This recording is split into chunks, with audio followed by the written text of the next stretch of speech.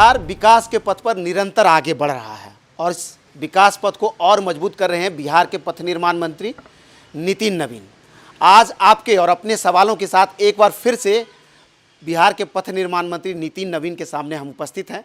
आपके सवाल बड़ी बेबाकी से पूछेंगे जो आपने कमेंट सेक्शन या अन्य जरिए हमें भेजा है और उनके जवाब तलाशने का प्रयास करेंगे। बिना देर किए सीधा मंत्री जी को शामिल करते हैं। सर, आपका स्वागत है।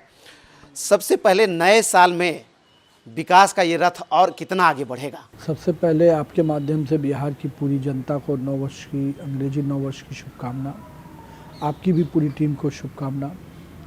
देखिए, हर वर्ष नई उम्मीदें और नई सपने लेके आता है, और चाहे वो विभाग के रूप में हो, एक सरकार के रूप में हो और एक व्यक्ति के रूप में, सबके मन में होता है कि नए वर्ष में हम लोग कुछ नई चीज़ों को अंजाम तक पहुंचाएंगे, कुछ नई चीज़ों को आयाम में जोड़ेंगे।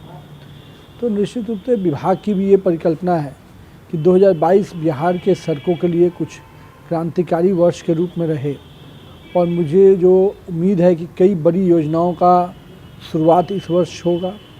कई महत्वपूर्ण योजनाओं को जनता को हम समर्पित कर पाएंगे।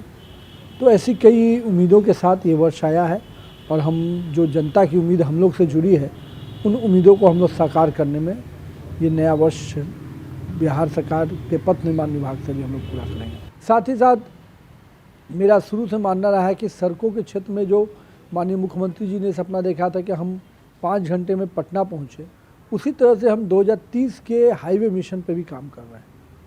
और हमारा मानना है कि हम कैसे हर गांव से 40 किलोमीटर दूरी पे कोई ना कोई 4 लेन सड़क गुजरे, इसकी कनेक्टिविटी पे हम काम कर रहे हैं।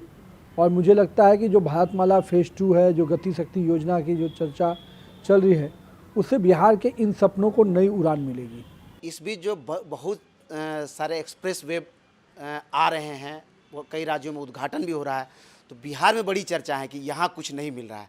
यहाँ भी आप लोगों ने कहा कि 3-4 एक्सप्रेस वे बनाएंगे, किसका काम शुरू होने वाला है इस साल में? देखिए, बनारस कलकत्ता एक्सप्रेस वे, जिसमें बहुत बड़ा भूभाग बिहार से गुजरेगा, औरंगाबाद से होते हुए कई पार्ट अपने गुजरेंगे।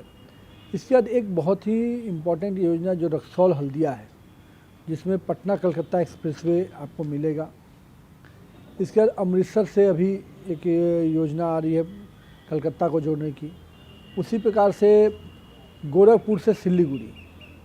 तो ये ऐसी महत्वपूर्ण योजनाएं हैं जो एक्सप्रेसवे के रूप में नज़र आएगी। और हम लोग को बिहार का जो पहला, हम लोग कह सकते हैं कि आमस दरभंगा एक्सप्रेस, उसको भी हम लोगों ने 3 पैकेज में टेंडर कर दिया। उसका काम प्रारंभ भी होगी, मतलब टेंडर की प्रक्रिया हो गई। इस साल उसका कार्य प्रारंभ हो जाएगा। इस साल एक्सप्रेसवे का काम शुरू हो जाएगा, देखने के लिए मिलेगा बिहार के लोगों को। आमस दरभंगा पथ का काम तो शुरू हो जाएगा, और पटना कलकत्ता एक्सप्रेसवे को भी हम लोग पूरी तरह से उसकी जो बाकी प्रक्रिया है इस वर्ष में हम लोग निश्चित रूप से पटना कलकत्ता एक्सप्रेसवे को भी एक मूल रूप दे देंगे। ये पटना कलकत्ता जो एक्सप्रेसवे है, ये किधर से गुजरेगा और कहाँ किस किस जिले को फ़ायदा होगा उसका? देखिए, जो बेसिक इसकी योजना है वो अभी हम लोगों ने प्रस्ताव भेजा है, रक्सौल से हल्दिया जाने की है।